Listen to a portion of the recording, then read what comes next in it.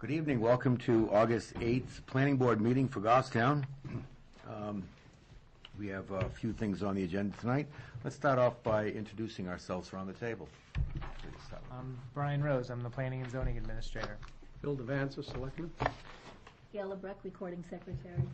Barbara Griffin. Brian Hanson. Leah Walchko. John Heichel, I'll be chairing tonight's meeting. We've got some minutes from the July 25th meeting. We'd like to approve. Do we have a motion?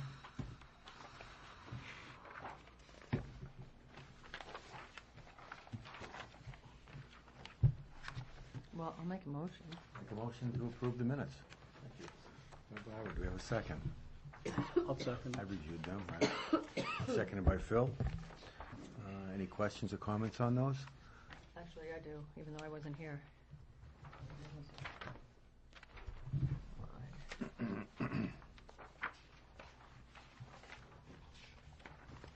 Page 7 of 15, the top line, I think it's supposed to be compliant, not complaint. Probably. Well, it all depends on what Brian said. Well, based on the previous sentence, I'm pretty sure it's supposed to be compliant. More compliant? Oh, yes. It is just complaint? Yeah. Okay. That'd be it. Okay, we'll make that change. All in favor of approving the minutes? Say aye. Aye. Aye. Opposed? Same. Abstain, Barbara. And Brian? Abstain. Leah voted yes, so 3-5. It's 305. 305. 302. 2, sorry. 302. Any abstentions? 2s are backwards 5s. Thought maybe we were talking about the loaves of bread. 3 and 2 are 5. Right. And the abstentions agree with the affirmatives. Let's see. Okay, we've got, what else do we have? We have a first on our agenda tonight. We don't have any old business that I have seen. So let's go right into map 11, lot 2. Completeness review, subdivision review hearing for a proposed 3-lot subdivision, Patty Hill Road, Route 13, Michael Gallo owner, Zone Agricultural. Brian, fill us in on this one, please. Yes, Mr. Chair. So this is supposed to be a down and dirty, easy subdivision, but appears to have a few roadblocks that we're hitting with different comments. So basically what this is a subdivision up off of Patty Hill Road. Patty Hill Road runs right up into Dunbarton. And the northern end of Goffstown really is at basically the top part of the north side of this property, almost. There's one lot in between this property and Dunbarton. And so, Here's the town line. and so, that gives you an idea of where it's at.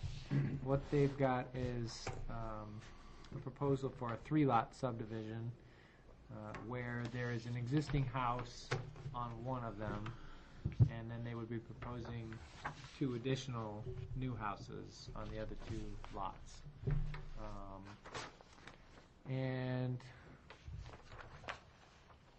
so they didn't need any waivers based on their application. So that's all okay. I recommended that the plan be accepted and that we determine that there's no regional impact.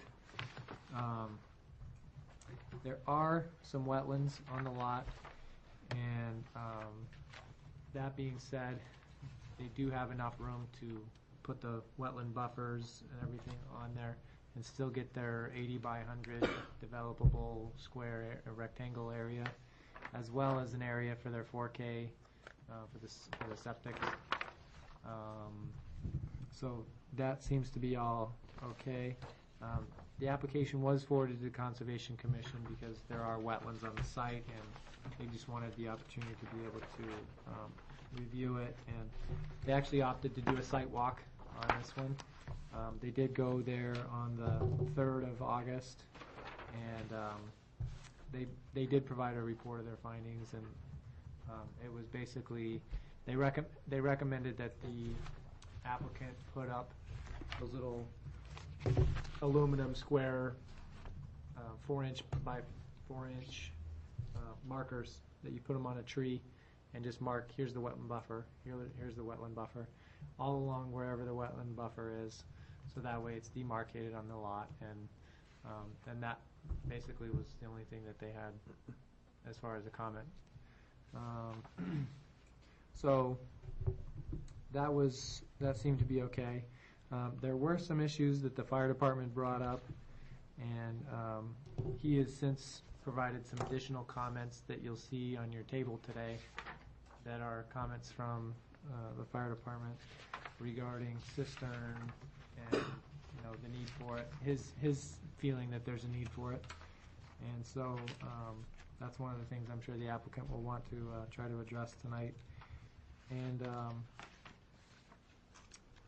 another one of his concerns had been access to the lots, and that'll have to go through the state of New Hampshire because that's state highway, which they've talked to us. We had a TRC this past Tuesday with them, and so we've talked through that. They've already put in an application to the state for their access points, and so it seems to be the hope.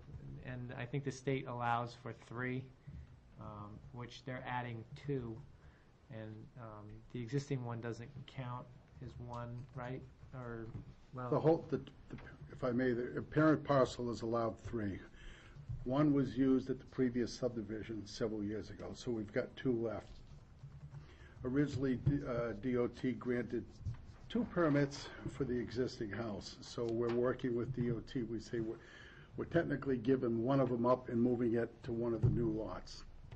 And then we'll close off the existing driveway that's not used. So we will have our 3 that we're entitled to. thank you. And that was Don Duval from Duval Survey, by the way. So as far as any other regulations, it seems that they meet most all of our regulations and most things are in order. We did get, I also just recently noticed that Megan had sent an email with some additional comments after having done her own site walk, and had some concerns about location of a driveway off Martin Farm Road, and also that there may be a drainage culvert that needs to be replaced. So as we go through our discussion tonight, we want to keep those things in mind and maybe have Megan speak to those things as well. I'm sorry I didn't put that email on your tables tonight that she brought, unless you have it there. Thursday, August 1st? There's something, Is there something you more did a site recent? walk, right? August 7th? It was maybe yesterday, I think you sent that email. Oh, yeah, we just have the August 1st one. Okay. Okay, so there's something additional from Megan, and I have it on my phone and I can read it to you in the record, or I could go upstairs and print it if you'd really like that, or you can ask her and we can talk about it. But at any rate, there is some concerns that Megan had after walking the site herself, and so. But other than that, I had originally recommended approval in my letter, and in that approval condition, a condition was stated about a cistern because of the fire department's feeling that there was a need for one. Basically, what Bill Connor had told us is that there's a possibility that that house that's on the lot that's existing, if it is to be considered more than 50% of a renovation to that house, which it's in somewhat sad shape. Don't come to mind. That it, yeah, that it would be considered as needing to be brought up to code, and that it would have to meet any and all regulations. And that being a consideration of his, he also said that it would be, they would consider it as a new house, basically, and that because of the other two plus that one, that triggers the need for the cistern. Having three houses, three new houses, building three new houses, I guess is what their trigger level is for a need for a cistern. And so. But it's 3, not 2. Correct. So. 'Cause I was That's- surprised to see that. Yeah, so that's where I guess, some interpretation from the board maybe needs to be had as to whether or not they feel that that's the appropriate decision. I don't wanna necessarily go against fire just because we, but at the same time, we wanna do what's reasonable for the applicant too, so I think that'll be up to the board to kind of decide what they want to do with the comments from the fire department. I did leave a message for Bill to try to get him to come to the meeting tonight and explain his position, but he did provide these emails, and so I think his position's fairly clearly stated on these. So, but other than that, I did recommend approval with that condition that a cistern be in there. We can discuss that as far as what we need to do with that. And then if Megan wants to add some conditions based on her comments from her site walk, then that would be appropriate. And other than that, process as normal, find that it doesn't have regional impact, accept it as complete and ready for review. Hear an applicant's presentation, and then do the public hearing, and resolve any remaining issues, and vote on the subdivision, whether or not to approve it. So, I'll turn it back to the chair. Thank you. Well, do you have any questions for the board? Everyone's all set with that?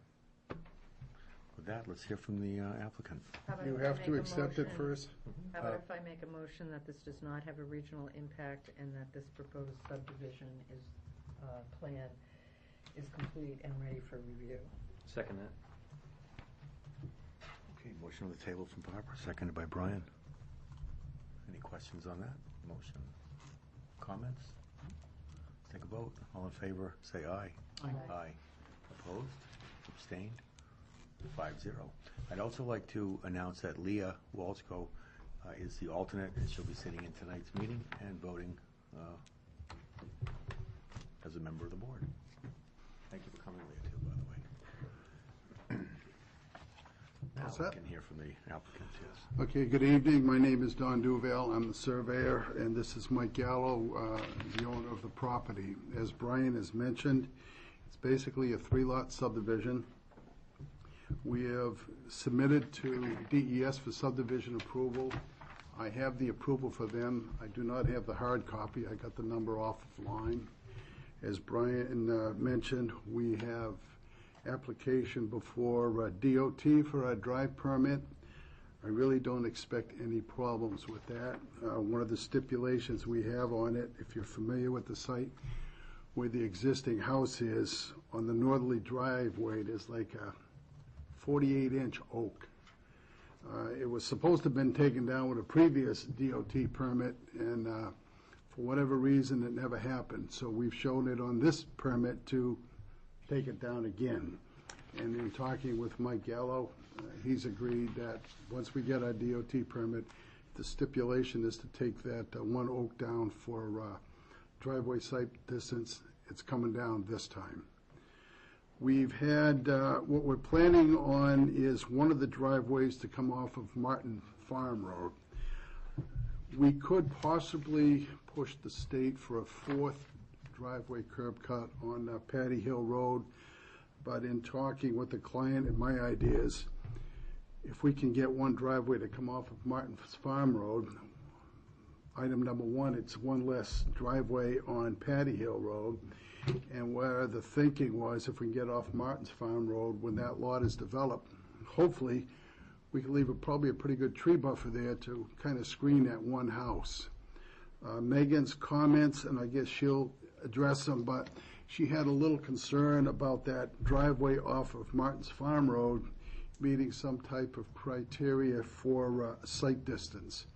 My comment at the TRC was, the location I've shown on there is not really cast in stone. Until someone comes up and says, I want to build a house or this type of house, then we would be able to position the driveway, meet with Public Works, and do whatever is necessary to get a driveway permit off Martin's Farm. One of her previous comments was that they would need a small drainage study. That is in the works. I've hired an engineer who is doing that.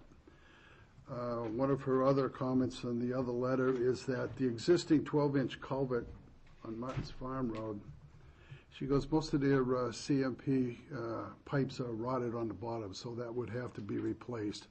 Again, talking with Mike Gallo, that does not seem to pose a problem. I think the big bone of contention is whether we need a cistern or not. We are of the opinion that there already is an existing house on there, and it shouldn't count. Also, at the TRC, if they got hard and fast, we're trying to be upfront with the board. This is what we want to do. We said, talked with the fire department. I says, well, what is to stop me from reapplying, putting a 2-lot subdivision? Now the fire guy goes away. One lot would probably be about 8 acres. Coming back at a later date and subdividing that lot. Now it's only 2 lots. The fire department's out of it that way. I says, I do not want to go that route. There would be a few areas of town that have been developed in that manner. And I says, that's a backdoor way, but I says, don't want to go that way, up front with the board. The other thing that I thought of today is, what if that house prior to coming to this planning board for 3-lot subdivision, what if that house was completely rehabbed? Then we'd be in the situation, there's an existing house up to code, we're only asking for 2. The fire department is out of the question. Main problem seems to be cost. 30,000 gallon cistern, I've gotten prices like $80,000. Where would you put it? Probably the best place would probably be somehow at the intersection of Martin's Farm and Patty Hill, that corner. That really, because I And then can't. you'd really have to clear that corner. Exactly. It kind of goes against my idea of how the lot would be developed. Again, not to say that we develop it the way we want. Homeowner gets in there and decides he wants to see Patty Hill Road, and he takes them down. But the attempt right now is to possibly get a house in there, leave a screened buffer up against Patty Hill. So I think really with the cistern, there is a way to go around it, if you want to call it a sneaky way. Don't want to do that. We'd like to be upfront with the board and say, really, we just want the 3-lot subdivision. There is an existing house. They're in the process now of rehabbing it. Had we rehabbed it first before we done this, we wouldn't be having this discussion. So I think that's. Not rehabbing it. You're just doing some renovation. Okay, renovation, whichever term you want to use, they're doing new wiring and plumbing in there and siding. And that's where we're at now. So I'd just as soon answer any questions, myself and Mike, if you have any pertinent questions. I have a question on the water. And we've seen this site before with conceptuals, and I'm sure you've looked at the file. It's actually a pretty wet site in the back. It's a big lot, so Yes. it's About 12 got your acres. space to do it. But, and this may be more for Megan, is this 12-inch pipe going to be enough? Well, that's one of the questions I was asking, which is why I asked them to have a small drainage study done, because it's a large area that drains to there. But it does have a good amount of cover, so I think there's a lot of wetland storage of water. The planning board rules say that you're not allowed to increase your off-site runoff when you develop property. So I guess I wanted to know. And the how- off-site drainage really pretty much is on Martin's Farm Road from this lot, right? Yes, the way the I mean, contours that's the are, way all it's the way back contoured as to it the goes. 12-inch culvert. So here's the thing, if the lots actually, any lot generates new water, so say they generate a certain amount of water, because there's only the 12-inch pipe and there's cover over the pipe, you're storing water, so it's possible that the rise in water in that big area is so minimal, and there may be no increased flow on the outside. I don't know that. I don't know how much water is going through there, so that's why I wanted them to look at that. You're being upfront, you're not gonna come in and ask for Martin Farm Road to be paved next year, right? We had talked with that with Megan, when there was a previous gentleman that wanted to develop that, I did pose that question. And Megan can answer it, but at the time she goes, I don't see where one additional driveway would necessitate paving all of Martin's Farm. And again, Megan can agree with me or disagree, but I think that's what we had talked I about. mean, because the plowing and maintenance of that is pretty simple right now. Do you see any big change in that by the addition of a driveway, Megan? No, I just brought up my concerns about site distance because that's a planning board rule, and I can't just say, sure, I know there's only one house down there, but I can't say, oh, it's no problem. I can't waive that rule. It's a planning board rule, so that's why I'm bringing it. What to is your the attention. site distance 200 issue? feet is what's required. When you're near an intersection, you only need 50 feet to the intersection. So when you're coming out of the driveway, you only need 50 feet to So the we've right, got that. which you'll have. To the left-hand side, you're gonna need 200 feet. And the way it's shown on the plan, it's probably in like the worst spot it could be because Because of the between bend. the buffer, the height of the lot and the height of the road, the lot's a little higher, and all those trees there in the corner, you cannot see at all around the corner. And it's not just like scrub brush. I mean, there are humongous hardwood trees, so it's not like, oh, cut these couple things and you'll be able to see, because sometimes that's all it needs, but, I think you would have to move the driveway or waive the site distance requirement, Or cut those big trees. or cut the big trees, but it's not, you'd have to cut the trees and you'd have to slope from the road up to the lot to cut the little banking down so you can see around the corner. Okay. I mean, you can kind of see the way the curve is on the road there, the best spot for the driveway for site distance purposes is probably down near the pin that's close to the wetland buffer. So, you'd be bringing your driveway near that point and kind of curving into the lot. If you're trying to get your site distance, I'm guessing that would probably be the best spot over there. So it's feasible to find a spot that would work. So.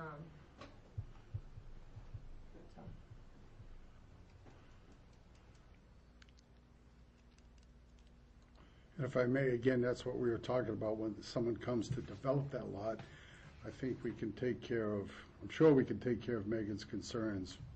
Like you say, either moving the driveway up and down, or maybe I wouldn't like to get in there and start clear cutting all them trees. That's not beneficial. And granted, you don't have a 200-foot site distance as required, but again, you've only got one house at the end of the road. And I don't think that gentleman, I'm not sure if he's here tonight, but I don't think he's inclined to start developing his property.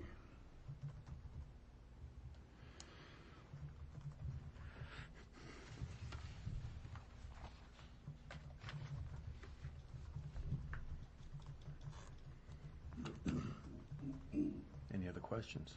I guess of the Megan comments, which are the pipe and well, I guess that's to the memo of August 1st.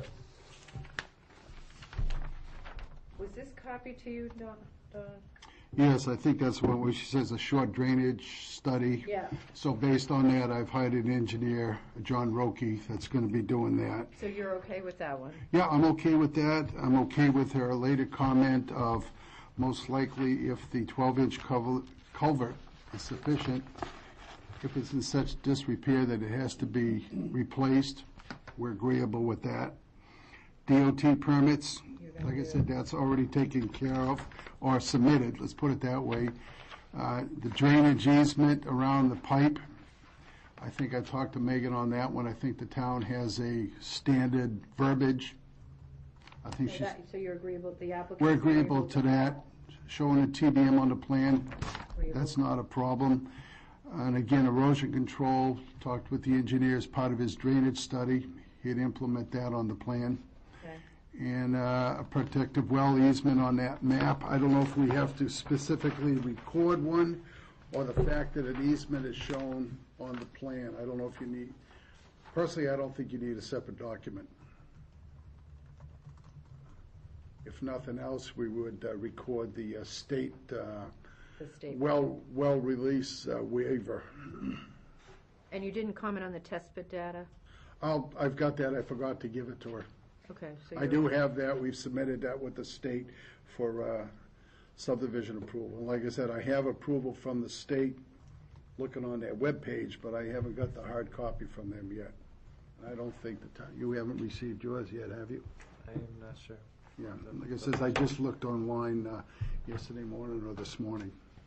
So Sorry. the two issues outstanding as to the August 1st comment would be, there's got to be some decision on the easement and the site distance issue for the driveway.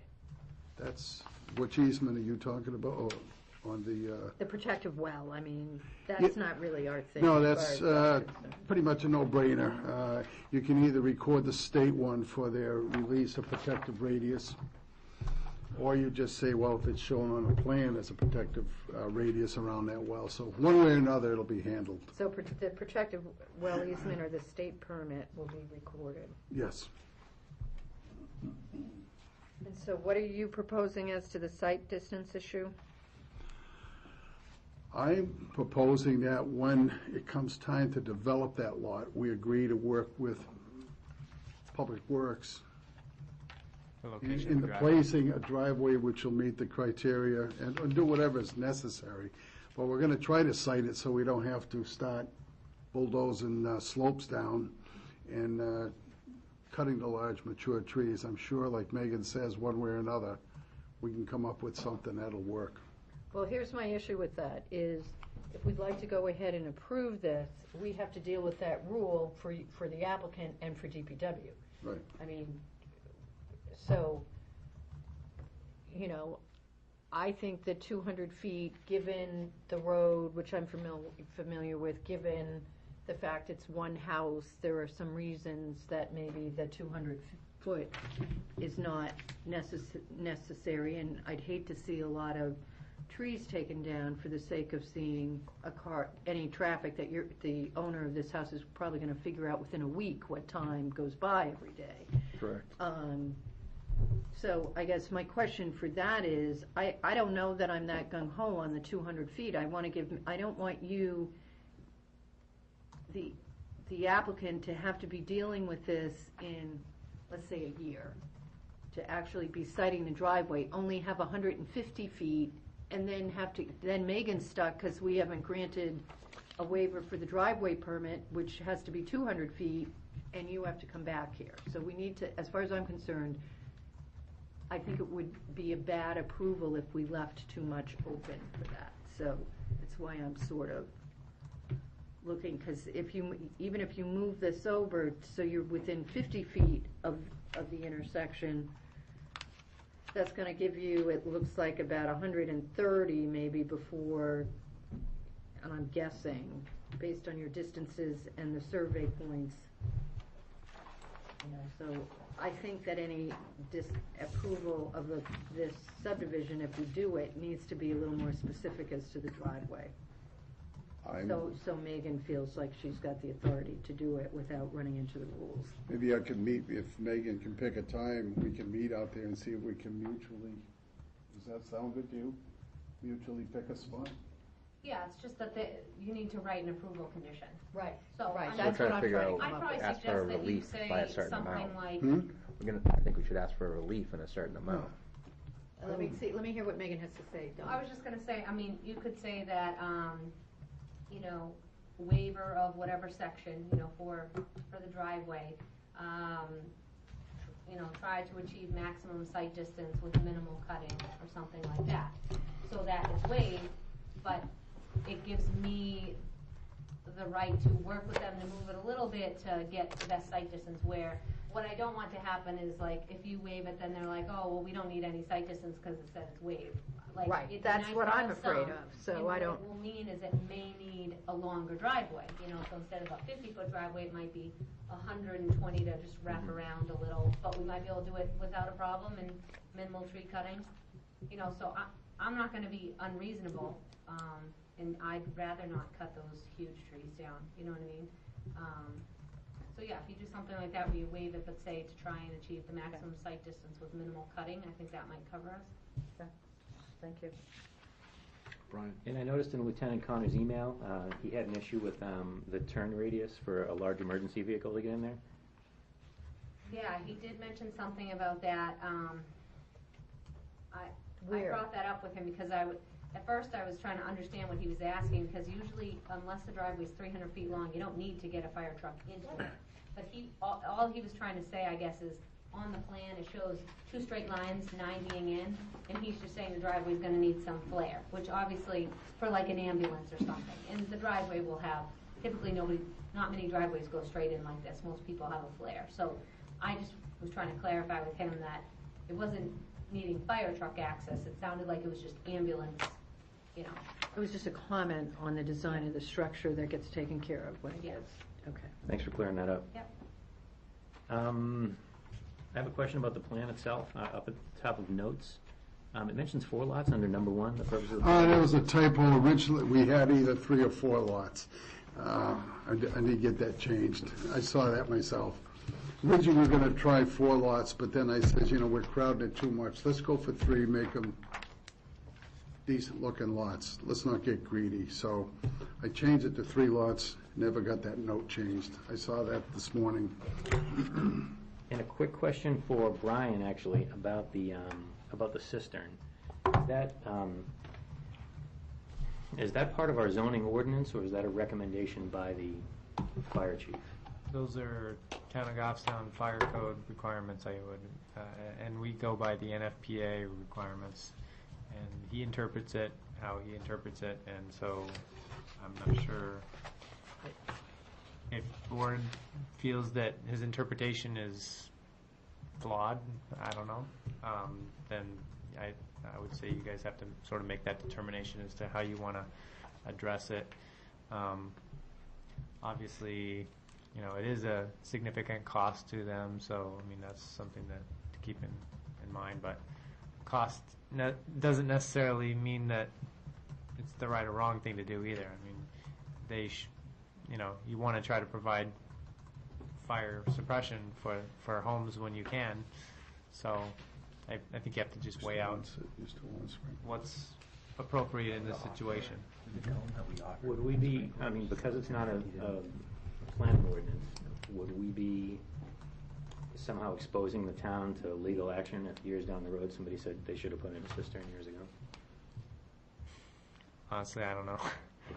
If I may, in our TRC discussion, we had offered to sprinkle the houses to see if that would offset. He goes, you can sprinkle them all you want, but we're still asking for a cistern. Because they won't have the supply for the sprinklers anyway. Pardon? They probably wouldn't have the supply for the sprinklers anyway. I think a sprinkler. They say that you will, and they just have you do a separate well. If you have an issue with the pressure and what you've got on your well for the house. So Or a tank. Usually what they do, I've seen them in Hooksett, is the sprinkler system in the house is basically self-contained. They get a big jug of water, if you want to call it, in the cellar, and they have some type of means to make it work. It's a jockey pump. Yeah, and I did talk, and it's funny on this same thing, I was talking with the building inspector in Deerfield. I said, what happens if you have an electrical fire and your pump don't work? Exactly. He goes, normally what they do, and or a lot of people will do, he says they wire the fire suppression between the main road and the break in the house service. It's kind of like hot wire, so if you lose the service to the house, they show all your electrical shorts out. That line is still, and he says, again, on his word, public service is happy with that, because the only time that's going to come on as if, heaven forbid, there's a fire. Otherwise, it's not like there's a live wire in there that people could start feeding off of and steal electricity. I wasn't aware of that, so it was something, now I don't know if Hooksett or Goffstown does it that way, but it seemed like a smart way, because my problem has always been, what if you have an electrical fire? What good's it having a sprinkler system if you have no power? But if you come in ahead of the meter, that made sense.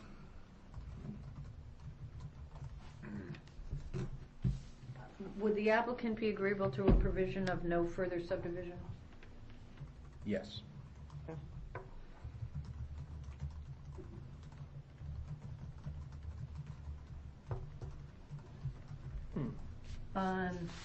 Because this is 2-acre zoning, so arguably you could do some lot line adjustments in the future on this, and it makes me a little nervous because the wetlands are on the back, so, I mean, it's a nice lot, but I think that deciding on 3 lots here was very reasonable, so I am very reluctant to make this applicant incur the cost for a cistern that I think is a reach.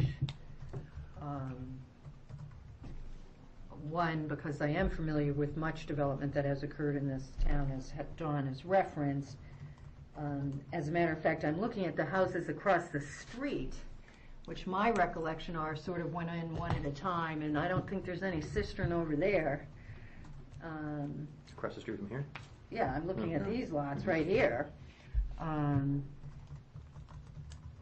And to my knowledge, there's not going to be, when the occupancy permit is issued for this house that you're working on now, which I'm assuming is part of the process that you're going through, you've gotten your permit, you're not going to be assessed a fee for this as a new house. Your quote, impact fees would be as to the new structures, not this one. So I understand the logic of more than 50%. I understand where Lieutenant Connor is coming up with the 3, but I don't agree with that from a planning or subdivision point, because I do think this is 2 new lots, not 3 new lots.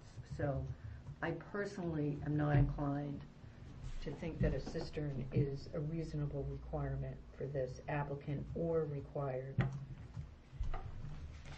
Because one's already existing. No, there's no cistern that No, exists. one's The existing. house. Because one house is already existing. Yes. And I need to tell you that if it came forward with 3 new houses, I'd want to see the section that's being relied on this, because, From NFPA. yeah. Yeah. And I know we use that code, but I did ask for copies of it, and Brian says, basically, you'd have to go to fire and buy it.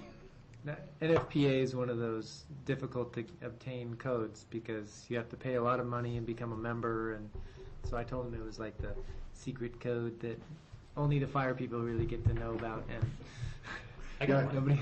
I get a 13 or a 25, whatever you want. I can get one for you.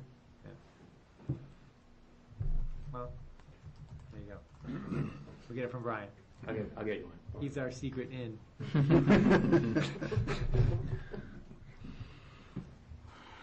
So, Anything else? Any other questions? The applicants? No? Thank you very much. Okay. And when do you take this up, at the end of your meeting or at another meeting? No, we haven't had a public hearing yet. That's right. Come right after the public hearing. Oh, okay. Thank Just you. to make it legal, do you have to ask if there's any abutters present? well, Yeah, we that's haven't opened the public hearing yet. Oh, you have it, Yeah. oh, okay. Yeah, Thank you for your we'll presentation. take care of that. Okay.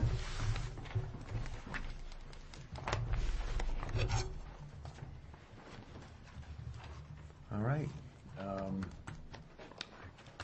Guess we could open up the public hearing. So is there anyone from the public that would like to speak on this?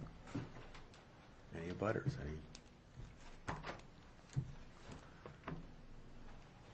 Okay, I guess we'll close the public hearing. Thank you. I have a question for Megan. Now that I opened my mouth in regards to those lots across the street, Megan, some of those are pretty long driveways. Are there any cisterns down there as far as you know? Bill made it sound like there were no cisterns in the area. Okay. Right.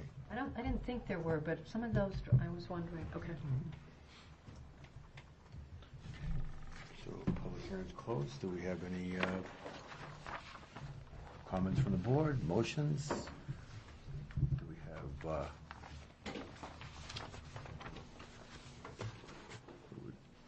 anybody would like to act on this one tonight?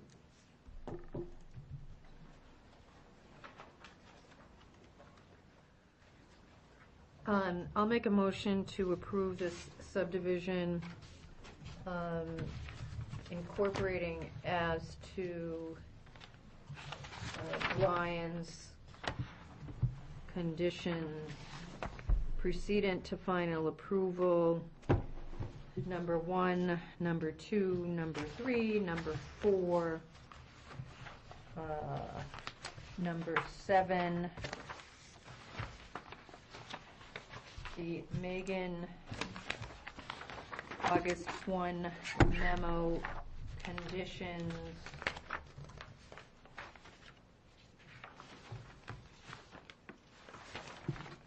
number 9, number 10, waiver of the requirement as to a 200-foot site distance to the left for the driveway for lot 11-3, but said driveway to be placed with the approval of DPW with a maximum site distance with a minimal disruption of natural vegetation. What am I up to? 10. Next number is note 1 on the plan is to be corrected. And then state approvals as applicable and necessary.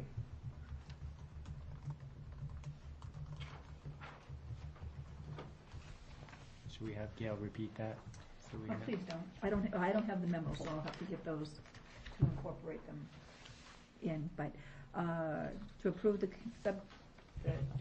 subdivision incorporating as to staff conditions 1, 2, 3, 4, 7, Megan's August 1st memo conditions 9 and 10, with a waiver of the requirement as to the 200-foot site distance for lot 11-2-3 for the maximum site distance with minimal disturbance of the tree cutting, and note 1 to be corrected and state approvals as applicable as necessary.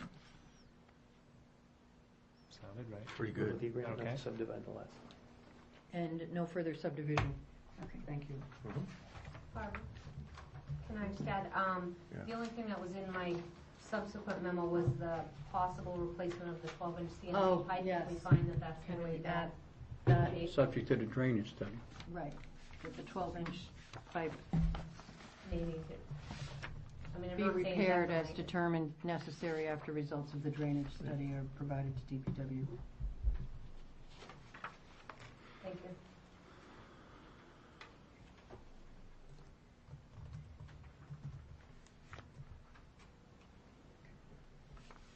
Second. Second by Brian.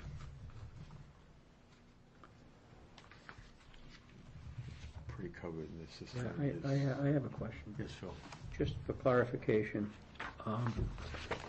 we've been discussing driveway onto 11-2-3. That's on Morton Farm Road. In here, and when Mr. Duval was speaking, I was under the impression that there were going to be 3 curb cuts from the state. No, I think there were 2, because there already was one. From what I understand, the applicant said there were 3 allowed, there already was 1, so they have 2. So they're gonna use 1 as a new one on 11-2 and 1 as a new one on -2. Did I get that right, Don?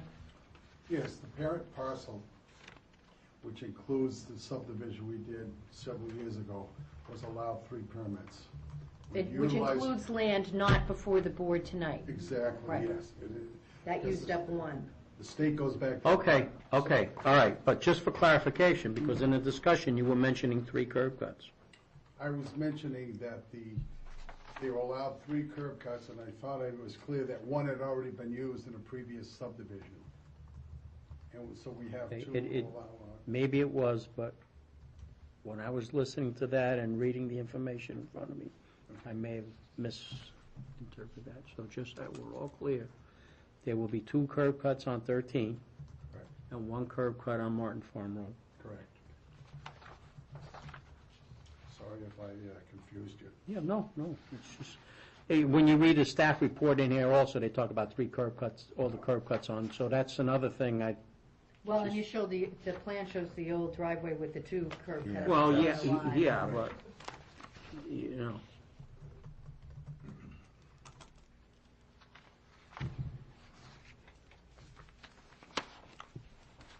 Any other additions to that motion? You're all set? We've got a motion and we got a second. Seconded? Okay, Brian seconded it. Great. Any more discussion on that? Let's take a vote. All in favor, say aye. Aye. Aye. Opposed? Abstained? 5-0. Thank you. Thank you very, very much.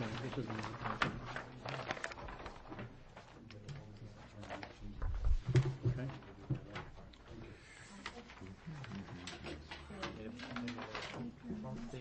Well, For you one know, of them, I guess. You want the memo? when you read that, Megan? Yeah, that way I can incorporate that. Sorry about that. no problem. Stuff happens. Let me see. I wrote down recording about 45 minutes. For that motion, Barbara, you could have just said everything in there depend on- except we number depend 5 on and you. 6. You basically went down the list. Well, because you want to make sure you know, Yeah, let's wait. she didn't have it. Yeah, I've got Megan's. You just gave me that. Okay. Is that from you? I didn't realize till I went through it that it was actually 2 that addressed it too, so. Yeah. Okay, next one, map 4, lot 87-6. Public meeting hearing for time extension request for the approval subdivision, site plan application of Woodland Trust, applicant and Placid Woods owner for a proposal into 2 lots and to build 76 townhouse-style condominium units totaling 13 buildings on lot 87-6. The property is located off of Bog Road and Mountain Road, zoned residential 1. Brian, what do you have about this one?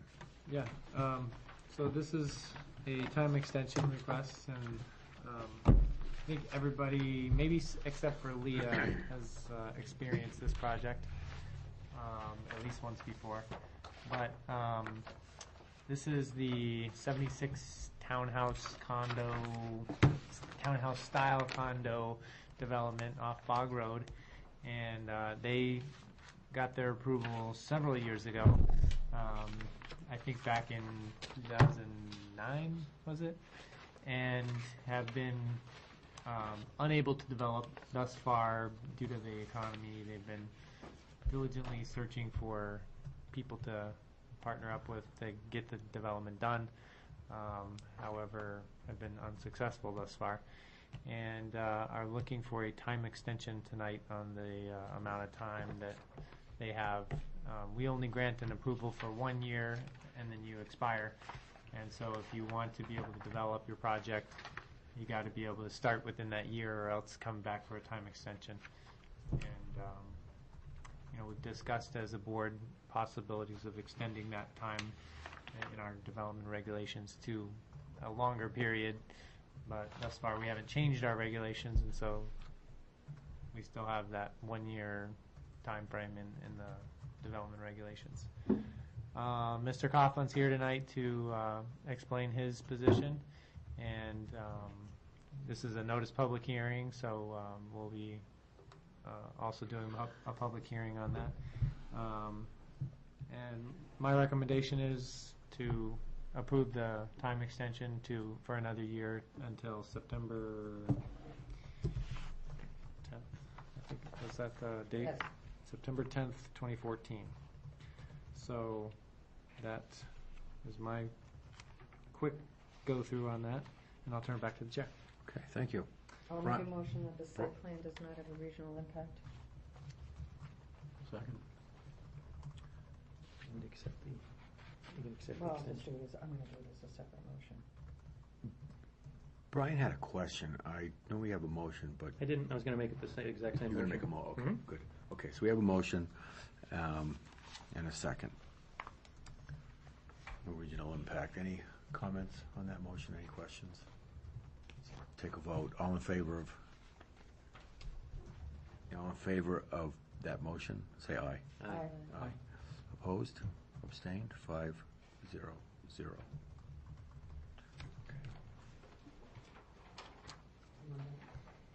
Yeah, I move that to accept the site plan extension proposal is complete and ready for review. Motion by Brian. Accept the site plan proposal. Second. And seconded by Barbara. Speak to that motion. Comments? All in favor, say aye. Aye. Aye. Opposed? Abstained? Aye. You're abstaining? No, aye. I didn't speak. Aye. Aye. Sorry. Yes. Okay, 5-0. Thank you. Yes, aye. Well then, yeah, let's hear from the applicant, please.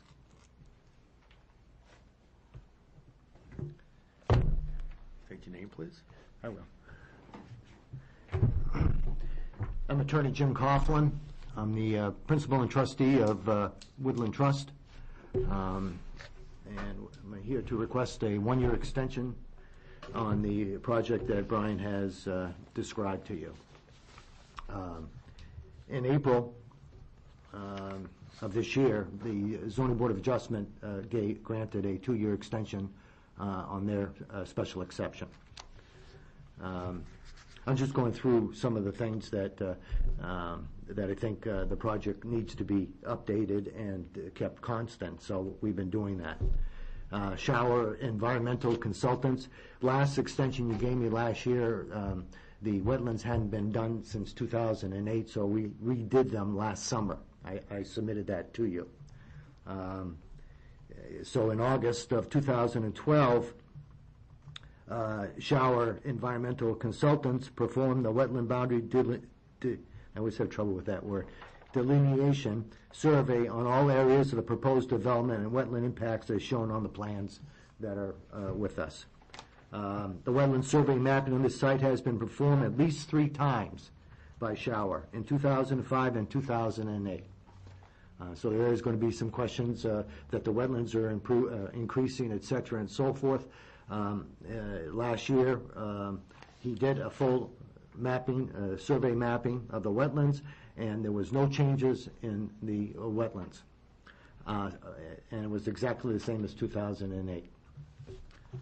The next thing I have is that the wetland permit is good, it's valid until October 26, 2017. Next item I have is the site-specific or the alteration of terrain. I guess it used to be called site-specific, but it's changed. That is valid until February 19, 2016. Now, there was a question on this in regards that this one was issued under the old rules. So were 200 others in the state that people got their submittals in prior to the new. And that was a 5-year approval, right? It was a 2-year approval, and they renewed it for a 5-year period. Now they're all 5 years as far as approvals. 2 years was not enough. The planning board did approve the project in September of 2009.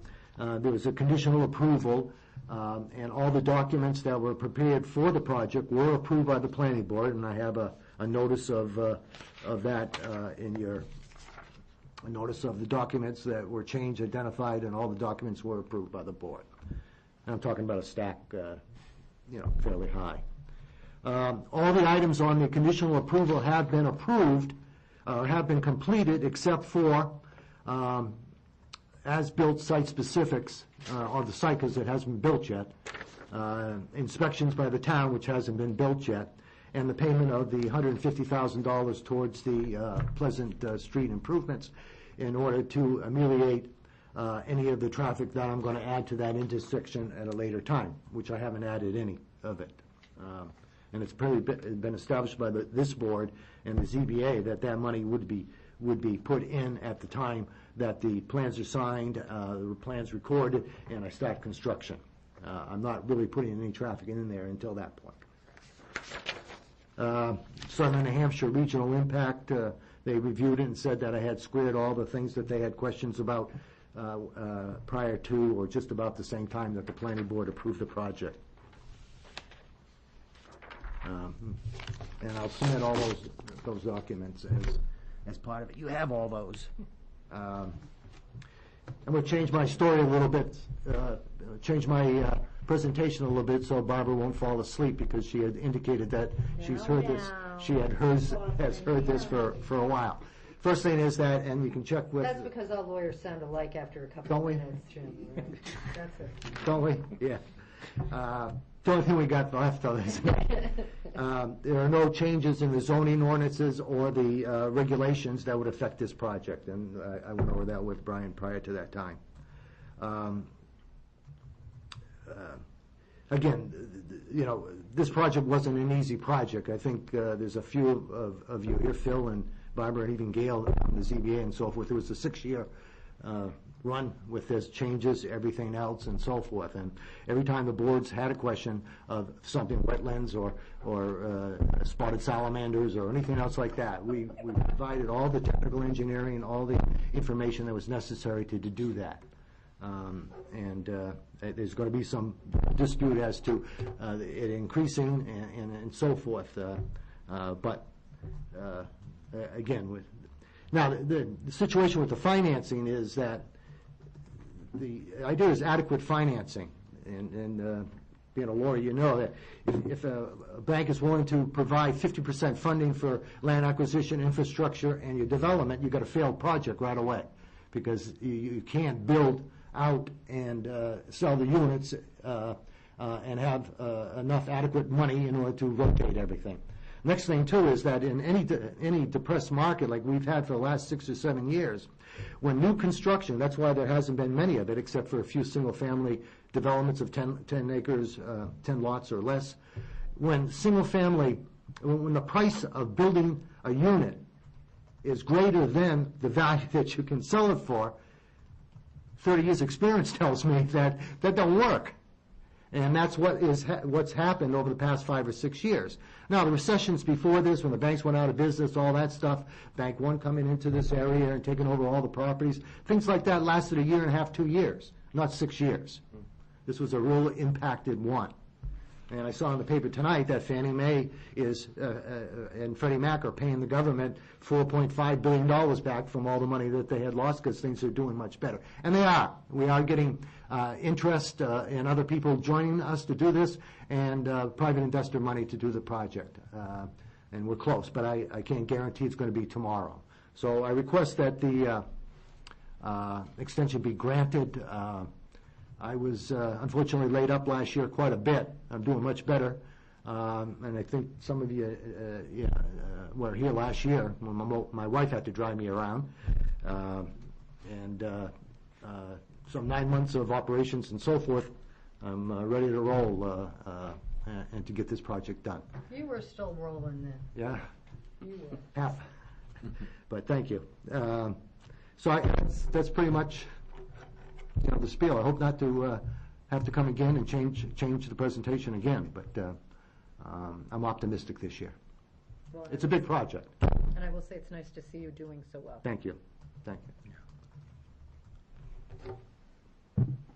Okay, well, thank you very much, Mr. Coughlin. No questions, all right, no, kind of okay. Public, no, yeah. Yeah, going to open up to some public comment. Anybody would like to comment from the public? Please have a seat and state your name, please. My name is Jim Chekaroff. I live at 12 Bog Road, which is, my property is adjacent to where this driveway is going to be. And I know the plan's been approved, but there have been some changes in the area recently. One of the big issues with approving the plan was the drainage along Bog Road in that entire area. And last year, DPW came along and widen the ditches, put in crushed stone, and at the same time, there's an owner there. He owns quite a bit of the property and some rental property around there, and he had a bunch of large trees cut down in that area. So the visibility is better. However, if you go in that area, you notice the road is quite windy and it's a bit hilly, and there are several places where you can't see traffic coming. You can hear them, but you can't see them. And there are quite a bit of people there who walk along that road, including kids on bikes, people pushing baby carriages. There's a few elderly people who walk that road. But what's happened is, especially just past this driveway where there's a sharp corner in a hill, the gully which they added in there for the drainage is quite large, and there's no sidewalk in that area. And the other side of the road there's lots of large rocks, tree stumps. So if you're walking along that area and there's a vehicle coming, there's no place for you to go. You have to stay in the road, or you jump into the ditch. And there have been a few times where I had to go jump into the ditch because people come around that road and people drive the way they drive. However, the road is also quite narrow, and there's barely enough room for two-way traffic to go in there. So if there's people on the road, they got to get off the road somehow. And like I said, I've literally had to jump in the ditch more than once. Like I said, there are some elderly people who walk there, and they tell me the same story. There's one lady who lives in the area, and she walks every day, and her eyesight's not that great.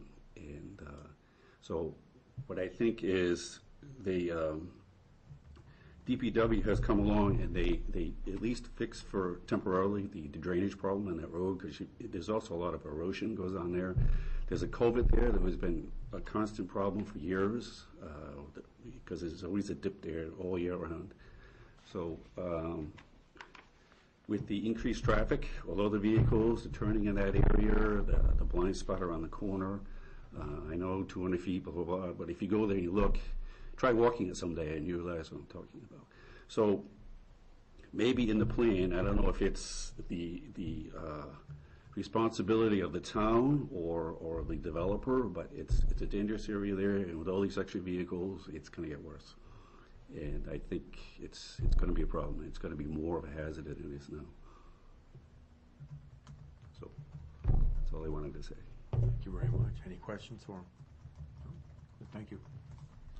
Is there anyone else who would like to speak? Hello. Hi there. State your name and address, please. Good evening.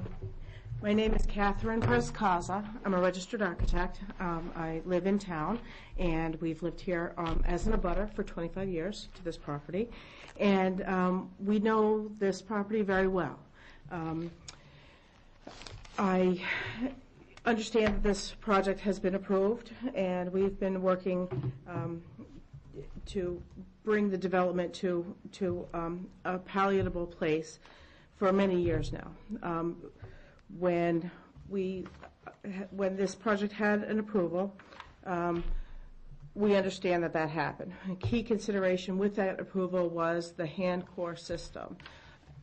This property on the northern edge of the property abuts a very large wetland, and there's wetland setbacks and there's buffer issues, and key in the development and the approval was this subsurface hand core system. It was partially within the setback to the wetlands and within inches of the water table. That was at the very edge of the safety standard at that time. But when it was reviewed, it was approved.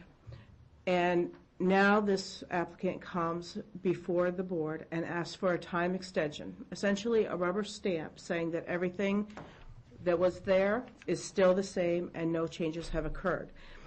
I am here because I think that things have changed, and specifically about that water table and the wetlands. And Mr. Coughlin knows that I have concerns about that. Feeding that parcel, and I apologize, I don't have copies for everybody, but what I'll pass it around, is this goes back to the original parcel where there are 5 deeded drainage easements that come down off of the mountain that drain through my property and adjacent properties into Mr. Coughlin's property. They drain from the mountain, and here's from his own engineer. This is the drainage map showing the tributary areas from the top of the mountain that run down through these easements into his area. They also come through my area. Those have been altered, and we know that it has been a very rainy year this year, probably one of the rainiest on record. And there have been alterations to 2 properties that are uphill from both Mr. Coughlin and myself. One of them is the side of the mountain, and I only have, well, let me show you historical drainage off of the top of the mountain. This is the amount of water that runs down the mountain. When it runs, it runs. And when it lands at the bottom, this is where it lands. It comes from the top of the mountain, and it just runs, and goes through all these different properties, and it lands on the bottom. And that picture on the bottom is the wetland at the northern edge of the parcel under consideration. And that is flooded over half of the lawn in Placid Woods. That's a flooded condition at Placid Woods. Now, what are the changes that have happened? Uphill, there's substantial logging that's happening on the mountain, and it's taking out numerous trees, lots and lots of trees. And on that parcel that you have the picture of right now, that has one of those deeded drainage easements that's been altered. As it comes across Lesnick Road, it comes down 2 parcels down. That has also been altered by another homeowner. And it has affected the amount of water that comes down, because these trees aren't there to essentially suck up the water, absorb the water from the soil, and it runs downhill. Now, Mr. Coughlin had his approval in 2009. They've been cutting these trees. It's been rainy. It's kind of the perfect storm. But what's happening on my property as a direct abutter to Mr. Coughlin's property is I have had 5 huge trees come down because the ground is wet at the bottom of the hill. It comes down and it creates too much of a water situation. It's too waterlogged, and those trees are right near one of the marked wetlands that he has on the corner of my property. He's got the granite marker, and there's a wetland, it's a pond, the granite is right in the water. This is just very close to it. And what you don't see in that picture is the scale of that root ball. It's between 12 and 15 feet tall. The tree has fallen down. The root ball stands more than 2.5 times as tall as I am. And I'm not a short girl. So it's big. It's substantial. And for the record, we maintain our property. We have had arborists come in. We've hired cranes to pull down certain trees and certain things. And we've had assessments of the health of our trees on our property. So it's not that they're getting to their life cycle, the edge of their life. These were healthy trees. These were assessed a short time ago when we hired the crane to bring in. There was an issue with a power line, and we couldn't drop them where we wanted to without bringing the crane in at considerable expense. So we did that. And while it was there, we said, are there other ones that we need to take down at the time? And the answer was that we were okay with it, that we didn't need to, that they were fine, they were still within their life cycle. So why is this important? It's important because at that time, before this changes happened uphill, those trees were fine. The roots were dry, essentially. They were healthy. They were anchored into the ground appropriately. With all this wetness and all this rain and the additional rain coming down the hill, it's affected, I believe, my water table. And to the point where these trees have come down. And it wasn't a domino effect where one went down independently. This one went down. The next week, that one went down. A different direction. I think one may have overlapped another one that made it down, but they weren't like a domino effect, one causing the next one. They were independent falls. And it's at considerable expense to us. We need to have the trees removed, cut, and properly disposed of, and their roots. It's a big undertaking. So that's my personal issue, not Mr. Coughlin's fault. However, in the bigger picture, there is water coming down from the mountain, and it has changed the situation on my property. And I'm a direct abutter to Mr. Coughlin's property and his wetland and his setback and the buffer between my home and his proposed development.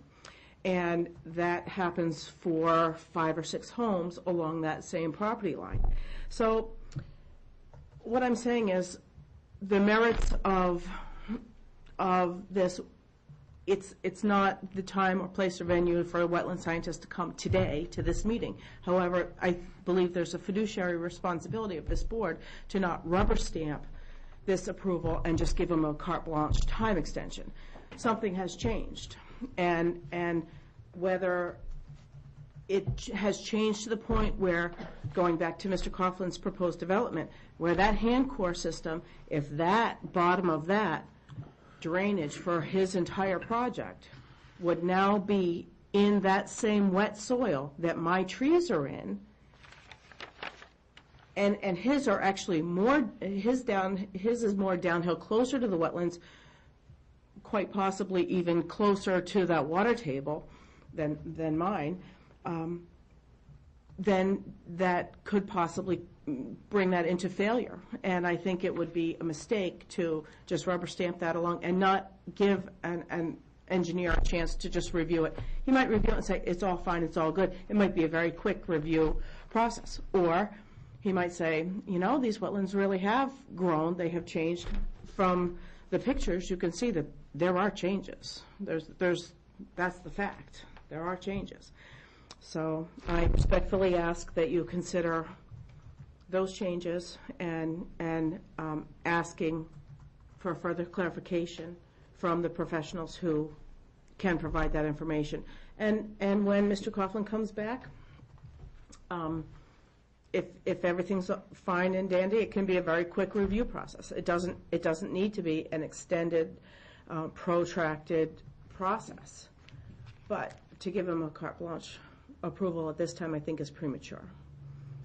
And the mapping from 2000 and that site drawing that shows the drainage lines and all of that tributary area, that comes back from 2009. So it's been, or 2007, I'm sorry, 2007. So that's 6 years. This has been reviewed. So we've had water coming down for 6 years, and I don't think that site-specific has been reviewed and changed, altered in any way since all these trees have been brought down. And again, whether it's his fault or whose fault or whose, the issue is it's wetter. It's wetter. I ask for your help in just making sure that the development happens correctly when it does.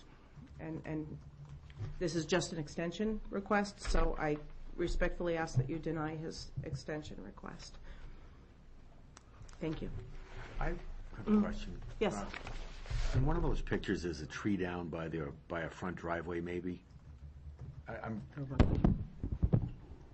No, it's got some mailboxes and some trash bins next to it, right on the street. There's a tree down. Oh, I didn't get to it yet. I'm sorry. I can't tell if that's not ice on that tree, is it? Oh, that was when, during the ice storm, when it flooded down. That was when all the water came down and flooded at that northernmost boundary. Half of that, you can see where the ice is on the water, and the rest of it is outside of the banks. It's completely over the lawn at Placid Woods. It has exceeded the banks of where they say the wetland, where the edge of the wet is. It's way more past, and it was ice. That was an ice storm. That was a typical, well, it was a storm, but it was the spring runoff plus the storm brought it way inboard And that's why we took the pictures that day, because it was, you don't plan for the normal storm, you plan for the worst storm, and if their drainage system is gonna work. And let me just clarify, that subsurface drainage system that he's proposing would be a detention pond or an above-ground surface, but the slopes weren't working properly for him, and he didn't have enough capacity because his lot coverage was at such a high level that he couldn't get 76 units on that lot without going underground. So it might end up being the solution that he has less units and an above-ground system. I don't know what the solution is. There are many different ways that it could go, but a rubber stamp isn't the appropriate juncture at this time, I think. Okay, thank you. Brian, do you have a question? Yeah, a couple things. What do you mean by rubber stamp, first of all? What I mean by a rubber stamp, that's probably not the best terminology. I apologize for that. A time extension, just a give them an extension to what the time extension does. It allows no further review. It's just a straight extension based on nothing changing, nothing under consideration to be changed. And because there's no review, that's why I chose that term, rubber stamp. Just approved, not reviewed and approved, just approved. So I think it's prudent to review and perhaps approve in the future, but review is the key word, not just approve. Okay. And could you explain what you meant by our fiduciary responsibility? Fiduciary responsibility was someone who is responsible for the well-being of others, is fiduciary care, and could be financially, could be in scope of responsibility, but it's a responsibility because it's their goal to make sure things happen correctly. And I think there is a goal to make sure that development happens correctly, and you guys care about that. That's why you're on the board, presumably, is because you care about our town, as I do, and development will happen. We understand that, but we just want to make sure that it happens wisely, correctly, safely, and that these wetlands that are very substantial wetlands aren't contaminated by all this 76 units worth of oil and gas. There are no garages. They're all on-street parking. And it's right at, it couldn't get any closer to the water table. It couldn't get any closer. And I think the water table is changing. So Has there been a lot of development on this property so far? there has not. So I just want to see if I understand. Mhm. Your concern is that even though there hasn't been any development, that because there's been development sort of uphill from this area, that the development upstream will have an implication on the wetlands that is there, and that affects the potential development years down the road? Is that basically what your concern is? That's one of two concerns. Yes, that's one of two concerns. And the other concern stems from the history of this parcel. Before Mr. Coughlin became the primary trustee for this group, there was another developer who was part of it and had gone through multiple gyrations of housing options. Some were single-family homes, some were townhouse style, some were apartment style, a variety of. So what we have is documentation from different civil engineers that have mapped these wetlands through the years, from I think about the 70s. And it delineates where the wetlands are, and it shows how the wetlands have changed over the years. Now there's two things that come into play with that. One is the actual wetlands themselves growing, and the second issue related to that is the way that wetlands are demarked through the wetland scientist standard of best practices. That has changed. Also, the definition of the wetland has changed. So it's not that the wetlands have gone from here to here magically. It's they've gone from here to here because water's drained down, and also there's a change in the definition of them too. But I live there. I've seen what's happened to our neighborhood and to our land and to the creek at the bottom of the hill. And it's wetter. It's wetter. And Mr. Coughlin says that his last time that they were demarked was in August. Well, August is the driest time of the year. It's the hottest and the driest. And that shouldn't really have an effect on the wetlands, but when the previous one was done in a wetter time of the year, and then the next one happens in August, it's not as easy to perceive. So there's still, it's wetter. Okay. It's wetter. And considering there hasn't been any development on this site, what exactly does the photographs that you have of the tipped over trees, what does that support? That supports, that's right on the property line between my property and the subject property. And it supports that they were healthy trees, they were strong, healthy, vibrant trees, and they fell over because the ground became too wet to support them. And they've fallen over in the time since the work uphill has happened. So that's proof that it's wetter than everybody says it is?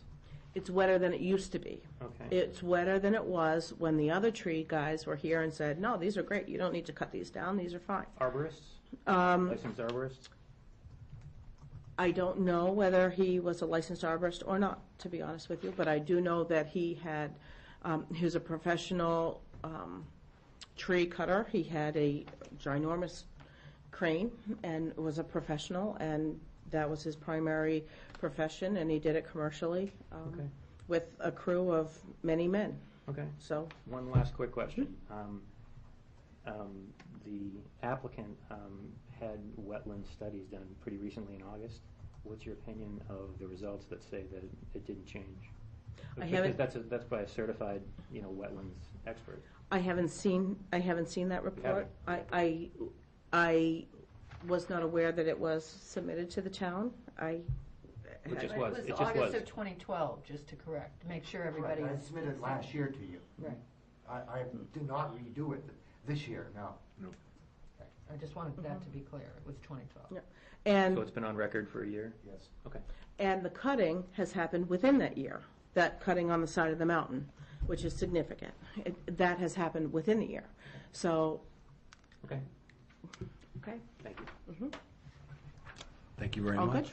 All right, thank you. Yes, Mr. Coughlin, To get a little A rebuttal? rebuttal?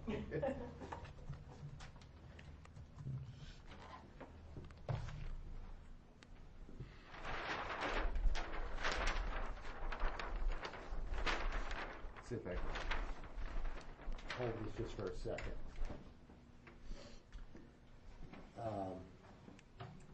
The abutter, thank you. The abutter, this is Evergreen Drive, and the abutter that was just speaking, Kathy, is right here. That's 970 feet to the project area. And this is the area that she's referring to. The drainage system itself, or the drainage, first of all, at the time, we used to do detention ponds. It was a very popular thing. You know, you dig them out, you get to the bottom, you put this stuff in and get the cat o' nine tails, everything else, and as long as it flows out, everything is good on it. And they used to be allowed in the wetland buffer, because you can't do, she mentioned that do a detention pond above, you can't do it above because drainage has to get in it, and the only place you can do it is the lowest spot. And it was allowed during it. So our first proposal showed detention ponds in the wetland areas, excuse me, in the buffer areas. We changed that because the Conservation Commission was in the middle of processing the fact of not having detention ponds in the buffer anymore. And so we came up with this Hand Crow water quality system, which really what it does, and we spent a lot of time, Megan, DES, CR, what is that consultant, CRP, the engineers that you use? CLD? CLD, thank you, it's been a lot. CLD and my engineer. We reviewed all the engineering and drainage in the entire area. quite frankly, the drainage works very well in that area. Not with our stuff that we haven't put in yet, with what is there now. You know, it's funny, when it rains hard and so forth, I go outside, open the garage door, and I got a puddle there. After a couple of hours, that puddle's gone. Rain, water, surfaces. You know, your sewer systems in town, what happens when you have a big drainage runoff? It goes into the sewer system because there's no other place for it to go. I mean, you talk about a hazard, but that's the way things are. Our drainage has been reviewed, checked, and so forth. There's nothing that we are doing to cause what's going on out there. And if you're going to pick ice storms and having trees fall, and I had 6 of them in my house too, including shrubs that were 20 years old. So you know, I'm sorry for her situation in the sense of the drainage coming down, but I'm lower than her. She's at 366 here, and I'm 360. I'm down here at 330, 310. Again, Megan spent a lot of time, CLD spent a lot of time, DES spent a lot of time on the drainage and the hand core systems. If they wouldn't work and we didn't do it correctly, they wouldn't have approved it. Thank you. Any questions? Okay, we'll close public comment. Unless nobody else wants to say anything, you're all set? Everybody. Good. We'll close public comment. Thank you very much for your input. For Megan. Question for Megan. Barbara, go ahead. Megan, my recollection on this plan is a little fuzzy, but my recollection is there was some work that was going to be done at the intersection of Bog Road in conjunction with this entrance. And recollections also fuzzy. Yes. All right. So as to the Bog Road, Bell Road intersection, were there some improvements that were happening there? Mr. Coughlin I know they were paving up the road 100 feet. Mr. Coughlin is nodding his head. Well, paving 100 feet of Bell Road is paving to begin with. Yeah, so. honestly, Barbara, I do not remember exactly what improvements. I know we looked at all that stuff. There might have been some drainage improvements. I know the town went over and did some work, just because Bog Road is pretty far out on the road reclamation plan, and it's a constant problem for residents, for us, maintenance-wise. So I know last year we went out and did some stuff, but there may still be more that needs to be done per the approval. Well, is the work that you did in regard to the culvert going to affect, for example, the ADA curb ramp that is shown on this plan that he has to put in at the end of his sidewalk? Because, I mean, I'm sort of familiar with what you do as far as the road work when you're trying to deal with the drainage issues. And, you know, Bog Road is a beautiful road, which is why people like to live there, but the reality is it's not a wide, straight road. And I don't know that we're going to be able to change that. But as to that intersection, it was my recollection there were going to be some improvements done, but I'm looking at that, wondering how much space is left there with the ditch. Well, even with the ditch, if there is a ditch right down in there, I mean, the proposed improvements, you know, if the proposal is for the sidewalk to start there and then it's part of the plan to bring in fill or whatever, then that's what they'll do. Okay. I mean, we dealt with it as it stands now, but obviously when they develop the lot, then we'll put in whatever's on the approved plan. Okay. So I'm not worried that a ditch is impacting what's proposed on the plan. To me, that's temporary to deal with what's out there now. Where are you on the plan? I'm just looking at, Sheet S1. I'm sorry? Sheet S1. Yeah, no, I was just wondering, look, are you,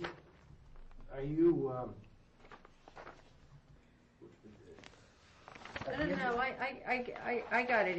It's at the intersection of Bell Road, there's some paving of Bell Road that's gonna, and we're putting a pipe in there too. and you've got some stop bar.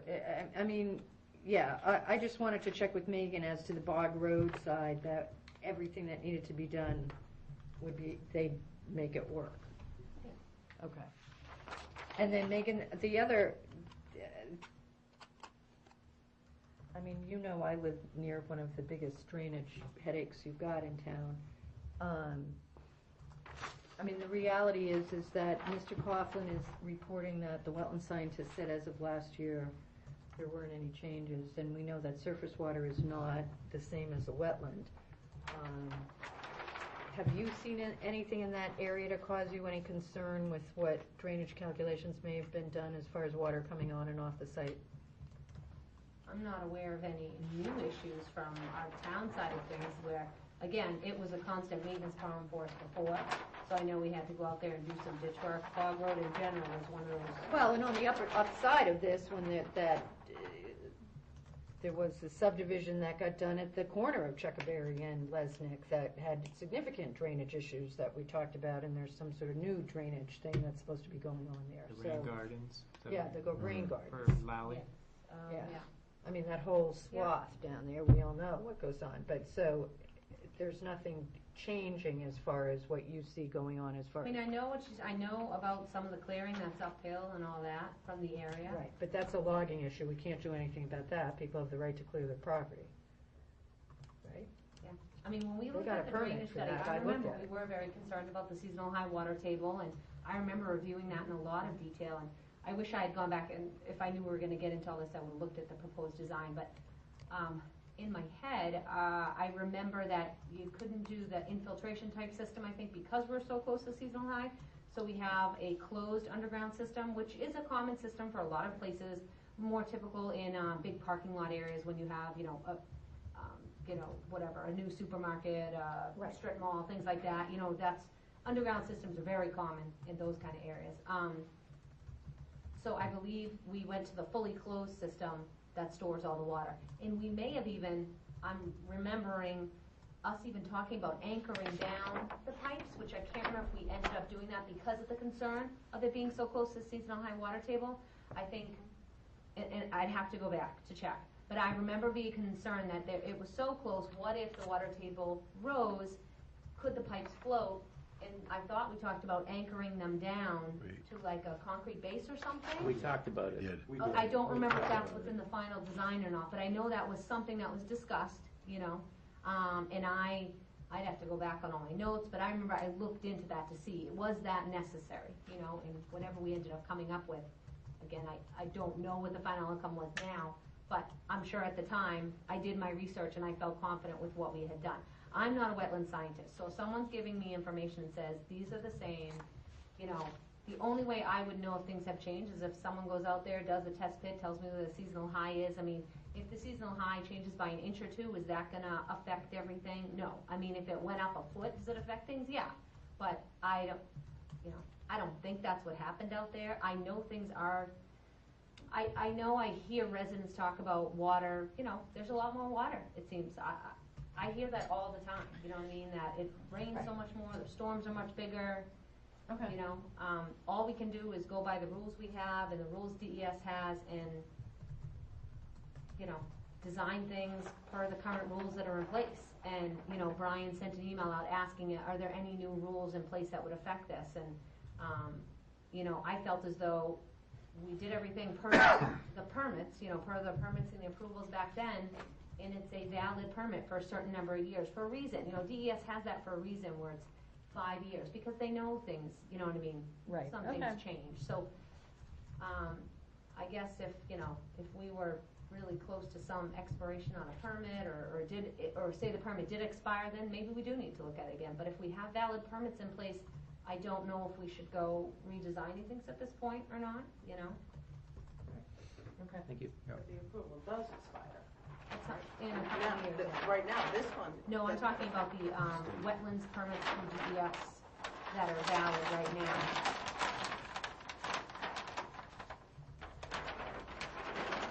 Okay, we are not in public comment right now. Discussion for the board, any questions?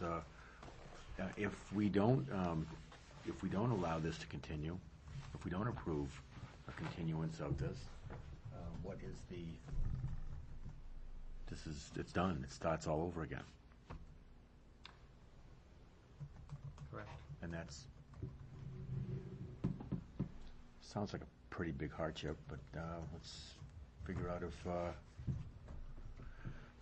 Well, I mean, I guess if I thought that I was hearing something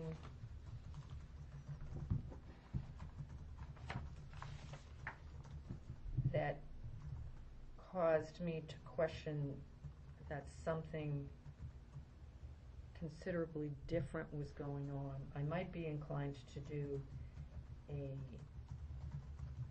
partial extension subject to doing something else. But I don't know that I understand the issues with the water table and the wetness, because I think that, as Megan points out, we're all experiencing it. But I'm not sure that I'm hearing it enough for me to not approve this for another year. I think we're getting close to where I'm looking at things expire and that maybe things need to start to be looked at again, but at this point, I don't think I'm hearing enough that I don't think this should be extended for a year. And that's just where I'm coming from. But I don't, I'm still having a difficult time. His property is 30 feet below the one that's being affected. And I'm not understanding how his property is affecting. I don't think she's claiming it is. She's saying that if hers is this wet and his is lower than hers, it's even then worse, his is and even since worse. the water system was The marginal. water's running right through hers and down onto his. And so since it was marginal to begin with, Yeah. that his probably doesn't meet the requirements anymore. And when his is developed, his will be, that issue will be addressed, I would Got a renewed permit from the DES. Yeah, how long did he say that's good for? To 2017. Just got approval from the ZBA for 2 years. 2 years.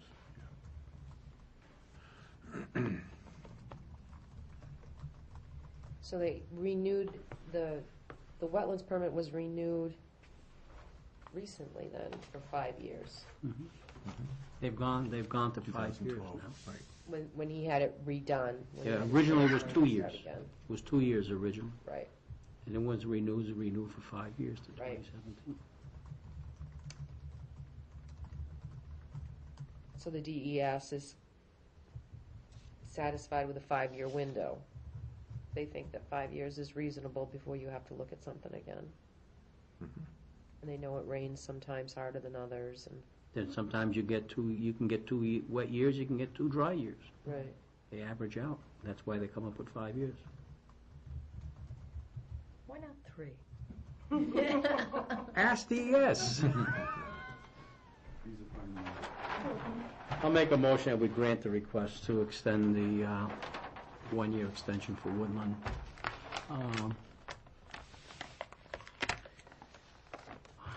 Woodland Village. I'll second it. Want to comment on, Yeah. no? Okay. Excuse me, Phil, just one quick comment. Do you want to say that approval is still subject to all conditions as originally approved? Oh, they've all been approved. The ZBA has a 2 year, so this will expire before the ZBA. This will expire before the DES. He's just not talking about for the conditions of approval For the planning board. for the planning board. Correct. So the answer was yes.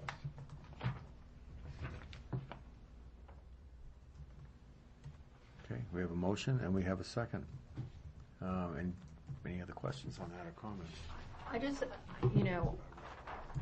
I just wanted to say that it's my understanding that this wetlands permit has been on file that we've had it for a year, because we heard about it last year. Right.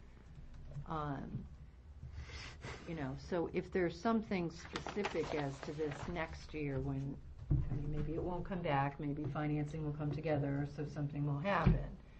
But, if there's something specific next year, it needs to be addressed before it comes back, because the water system on this was very time consuming. But, today I certainly didn't hear anything that caused me to think that anything needed to be looked at again. What do you mean by specific? If something specific next year? Well, I guess if Megan is telling me that they're finding that the water tables, when they're doing test pits, are higher at other sites during, she doesn't have there's no specific information in regards to what might cause one to think that there's something different going on in this site. I mean, I think one of the pictures was the ice storm, surface water is not wetlands. We have a recent update of the wetlands report. I mean, I'm not really seeing any issues, but at some point, I think it may have to be addressed again.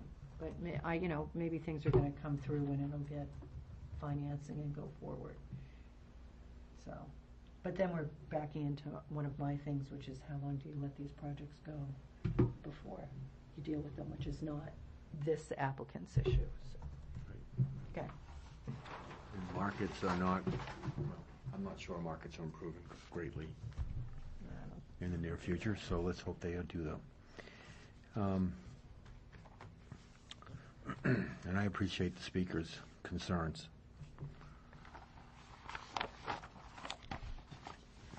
I do, because I was out without power for a few hours for just that issue. Really? Take a vote? Yeah, let's take a vote on this. I know this is, yeah. How about all in favor of approving an extension for 1 year? Say aye. Aye. Aye. Opposed? Abstained? 5-0. Thank you. Thank you. Thank you. Okay. Are these for us? It? I think there's duplicates of some of them, so let me just keep one of each for the file.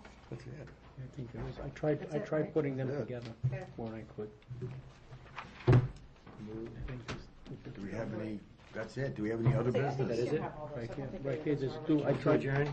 Yeah, you can have Did those. you do the correspondence? Okay, all in favor of adjourning? Oh, wait a second. Well, is there a Sorry. piece of There correspondence? was a piece of correspondence, I just wanted to make sure nobody had any questions for me on that. What one? was it? It's The encroachments, late. right? I didn't see it. Letter? I don't have it. Unless I have the wrong thing, it says Fieldstone Drive. Kimberly Oh, East. yeah. Blackfire Woods, the encroachment letter that went to. Yeah, Brenda. there is something out, there is something in there, but I just didn't know if anyone had any questions on I guess a quick question would be, what exactly are we talking about? that. Yeah. Blackfire Woods is the new subdivision off of Montalona Road that is, I think a while ago, you may have been copied on a letter that was sent to the developer because their approval expired. They had, I don't know what it is, 2 years, right, from when they start construction, they have 2 years. So their approval is up, or their completion time is up. We sent a letter saying you need to finish up your subdivision, which is as-builting it, top coating it, clean up, burn work, things like that. So we're working with the developer to try and get that done. And one of the things we stumbled across while doing it is people, keeps happening to us, irrigation heads got put all into the right-of-way, right behind the curb lines, and that usually holds up approval because, Sure. as the Board of Selectmen knows, we can't have encroachments in the town's right-of-way because they get hit, it just becomes a huge hassle. So as soon as we found out about it, we immediately put door hangers on everybody's doors, and we sent letters out to everybody. So we're working on getting those moved.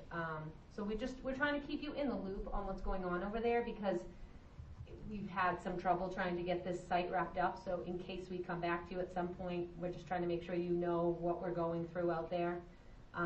We're hopeful that this is going to get wrapped up, but This needs to get wrapped up before winter. yes, and that's the concern. I mean, he needs to be put, I mean, Yeah, well, we had a this deadline. is not someone who doesn't know what the timeframes are and the rules and,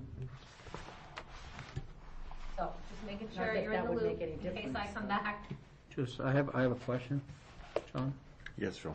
Megan, this, and I apologize, because when I said I mentioned it, it's on here, listed as A, but I don't have we don't have the letter, we copy just have a note. of it. So, just so that people are aware, is this a road that's been approved? This is not a town road. It's not accepted. It's a private road until the town accepts it. But my point is, this is one of the roads like the one that we had a couple of weeks ago, where the bond was, there's a reduction in the bond. Yes. Because the road was accepted. And this is the road, this is that type of a situation before it's accepted by the Board of Selectmen. And one of the requirements from the board is that there are no encroachments. And the encroachments is what Megan is talking about. So that's exactly the reason when the Board of Selectmen accepts the road, a lot of times it'll be accepted subject to there being no encroachments. So if that's accepted 6 months ago, then the owner comes into Brian and asks for the reduction, and nobody follows through with those encroachments may not have ever been taken away, the road may have never been accepted, and we may be reducing a bond that's never really followed through. Okay, thank you for explaining that.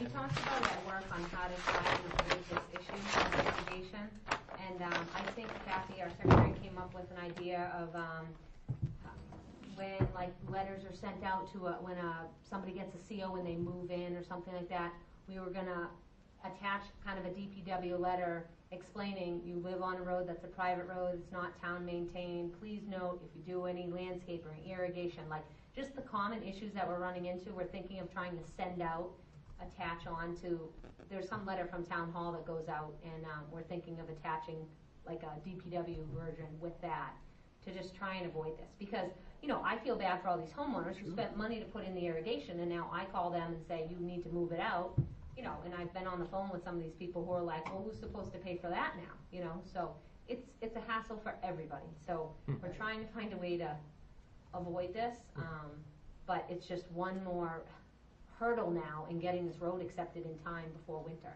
I mean, do you think winter's far away? It's not, because with the stuff that needs to be done, everything takes so long, so we're really trying to Well, right now too, they have to bring their trash bins all the way out to Montalona Road. and it's creating a safety hazard because there's so many houses down there that there's barrels all up affecting the sight distance, so that's why homeowners have been calling and complaining to us, so we're trying really hard to wrap things up, but we're not the developer, so we're trying to work with him, and we're getting there, but we're not done yet.